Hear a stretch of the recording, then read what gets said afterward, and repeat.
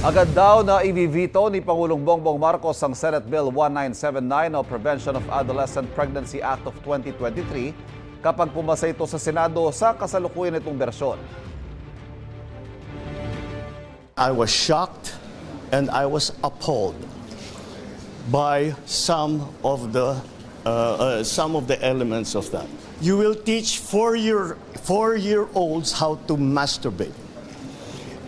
That every child has the right to try different sexualities.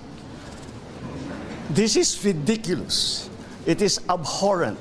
It is a travesty of what sexual and sex education should be to the children. Hindi naman daw tutol si Pangulong Marcos sa pagsusulong ng Comprehensive Sexuality Education o CSE na bahagi ng panukala, lalo't mahalaga raw na makilala ng kabataan ang kanilang katawan at maipaliwanag sa kanilang masamang epekto ng maagang pagbubuntis at pag-aalaga ng sanggol. Ikinababahala lang daw niya ang ilang probisyon nito. Paglilinaw naman ni Senadora Risa Hontiveros na may akda ng panukalang batas, wala sa kasalukuyang bersyon yung mga binanggit ng Pangulo. Nilalaman lang daw ng panukalang tungkol sa anatomy ng katawan ng kabataan at consequences sa maagang pagbubuntis.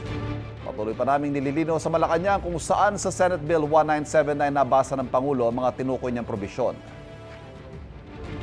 Kapuso, huwag magpapahuli sa latest news and updates. Mag-iuna ka sa balita at mag-subscribe sa YouTube channel ng GMA Integrated News.